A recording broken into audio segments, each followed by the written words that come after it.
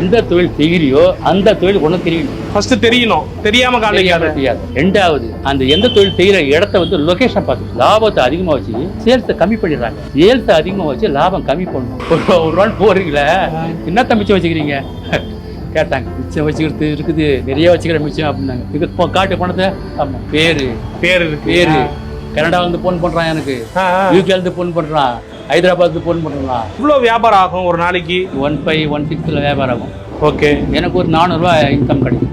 Okay. ஒரு 1500 ரூபாயிலிருந்து 1500 600 வரைக்கும் வியாபாரம் ஆகும். எனக்கு ஒரு 400 ரூபாய் கிடைக்கும், லாபம் கிடைக்கும். அவ்வளவுதான். இப்போ யாராவது உங்ககிட்ட டெய்லி வாங்குறவங்க, தினசரி வாங்குறவங்க ஏதாவது சொல்லியிருக்காங்களா? உங்களுக்கு ஏதாவது காம்ப்ளிமெண்ட் கொடுத்துருக்காங்களா?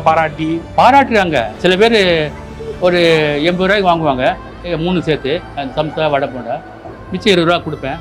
நான் வச்சுக்கிறேன். நான் எதுக்கு வச்சுக்க சொல்லிங்க? ஏன்னா இந்த விலைகள்லாம் யாரும் போட முடியாதுண்ணா, 20 ரூபா வச்சுங்க. அதெல்லாம் வேண்டாம், உங்கள் காசு 80 ரூபா பக்கம் 20 ரூபா கொடுங்க அப்படின்னு கொடுத்துருவேன். நான் எம்ஜிஆரோட தீவிர பக்தன். அவர் பல பேருக்கு, பல லட்சம் பேருக்கு, பல கோடி பேருக்கு உதவி பண்ணிருக்காரு. என்னால் அவர் மாதிரி செய்ய முடியாது. நான் அவர் கோடியில் ஒரு பங்காவது நான் செய்யணும் அப்படின்னு ஒரு சின்ன ஆசை.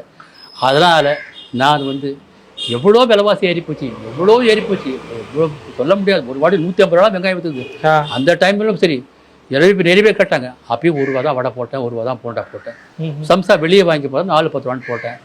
எனக்கு அவரை மாதிரி எனக்கு பேர் கிடைக்காத போனாலும் ஒரு சின்னதாக எவராது போயிட்டு வணக்கம்ண்ணா, வணக்கம் தாத்தா அப்படின்னு சொன்னால் அதுவே எனக்கு பெரிய சந்தோஷம். எனக்கு எந்தவித எதிர்பார்ப்பு இல்லாமல் விடாமல் 1 ரூபா போட்டுருக்கேன். எவ்வளோ வியாபாரிங்க என்ன கேட்டுக்கிறாங்க, என்னன்னா 1 ரூபாய்க்கு போகிறீங்களே, நாங்களாம் எப்பயோ விலையை எழுதிட்டோம், நீங்கள் அதே விலையாக போட்டுறீங்களே, உங்களுக்கு கட்டுப்படி ஆகுதா? கட்டுப்படி ஆகுதுப்பா, லாபம் கம்மியாக கிடையாது.